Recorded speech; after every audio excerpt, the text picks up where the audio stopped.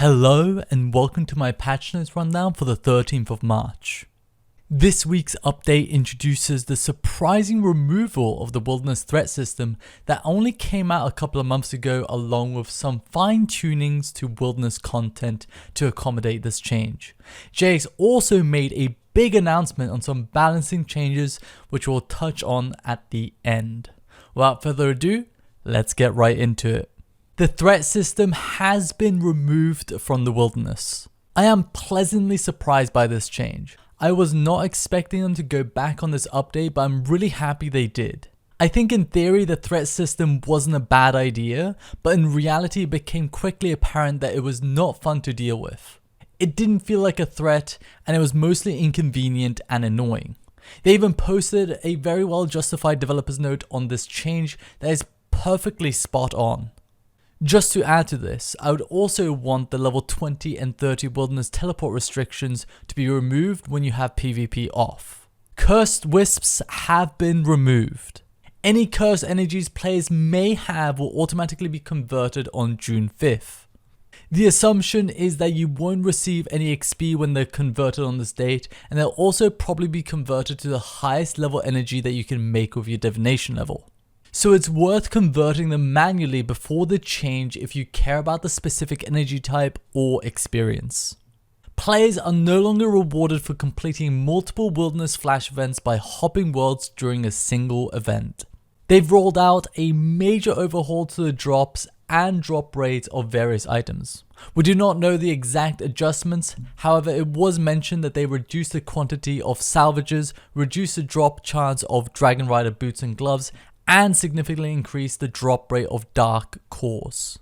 This is a great change, as it wasn't fun hopping worlds and leeching at the end of additional events to yield more rewards. The drop rate of dark core was also way too rare to the point where the grind for it was unenjoyable, so I'm hoping for at least a 3 to 5 times increase in drop rate. Items related to the threat system have lost their effects, become untradeable, and can now be high alchemized. Brawling gloves no longer function based on the Wilderness level you are in, and now just boost the XP rate by 75% regardless of your location. This is a little unnecessary in my opinion, as I always enjoy the exciting moment of acquiring the pair of gloves due to the ridiculous increased XP bonus, as well as incentivizing the use of skilling activities in the Wilderness. At the very least, they should allow players to combine these gloves to save bank space, as there's no longer any risk in losing them. Charming Moth's Hunter and Agility XP have been reduced by 14.5%, but a Demonic Skull bonus to Charming Moths have been increased from 20 to 40%. This results in this skilling method being worse XP without Demonic Skull, but pretty much the same with it. It will be slightly less since the base XP is lower, meaning XP bonuses like Outfit won't multiply as much before. The safes found in the Rogue Castle have had their cooldown period increased from 5 minutes to 10 minutes. Again, I don't think this is a necessary nerf. Just because something is buffed, in this case the removal of the threat system so you don't have to deal with monsters when cracking safes, doesn't mean that a nerf is always needed. This actually sets Crux Akal Knights as the best AFK thieving XP now, but only on Aura. Bloodwood trees in the Wilderness now offer no additional benefit compared to Bloodwood trees outside the Wilderness. The Demonic Skull now works from the inventory. Ripper Demons in the Wilderness will now use their special attack. Calgarians in the Wilderness are now aggressive. Players can now toggle whether targeted movement abilities target scenery. This basically allows players to blade dive to any blue text environment. This also includes non-interactable environments like doors and lamps. Also, I don't think this is intentional, but the same thing cannot be done with the normal dive ability. Whether you have this toggle on depends on whether you'll benefit from being able to blade dive to certain interactables rather than having to blade dive in front of it, since this prevents players from getting the error message when attempting to blade dive under an environment object. Lastly, on a slight tangent, I would like them to make it so you can't target anything you can't use your targeted abilities with. So things like Blade Dive, Vulnerability Bomb, Magma Tempest not being clickable on familiars. Fix an issue where the Wilderness Chaos Altar in the southern part of the wilderness was missing its Offer Bones and Ashes option. Improve the lighting in various locations.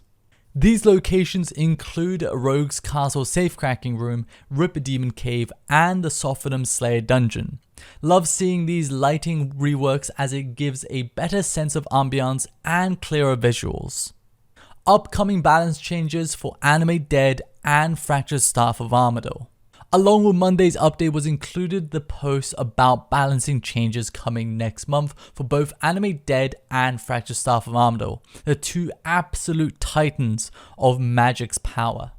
Let's start with Animate Dead. The change I'm hoping for is that it gets a slight nerf to the base damage reduction and make it so it doesn't work on mechanic damage and exclusively works on auto attack damage only. Meaning it will still help players through a lot of the damage at bosses, assuming they deal with the mechanics, but reduces the effectiveness at being used by AFK bosses. Unfortunately, I doubt this will happen as a lot of damage dealt by mechanics in RuneScape share the same hit splat and identity as auto attacks, so it'll probably work the same. Ultimately, Animate Dead is definitely overpowered as it feeds into the power of the current AFK meta. I'm not against AFK in RuneScape, however, AFKing is currently so good that it actively de-incentivizes players from actually learning the game and engaging with it. I don't blame people for not wanting to engage with the game when they're already able to be so efficient by fully AFKing on a second monitor. I think quote-unquote casual features like Animate Dead and Revolution++ should be stepping stones into learning and engaging with the game and not be permanent replacements. Moving on to Fractured Staff of Armadyl. The change I'm hoping for is that it gets a complete rework to make it more fun and in-depth to use. Now, of course, it is difficult to optimize and to perfect. However, it is way too easy to deal a ridiculous amount of damage using this staff. Pretty simple and straightforward for this one. I just hope it's not a linear nerf like less damage from autos or can't chain critical strikes or doesn't use the effect of the spell you have selected.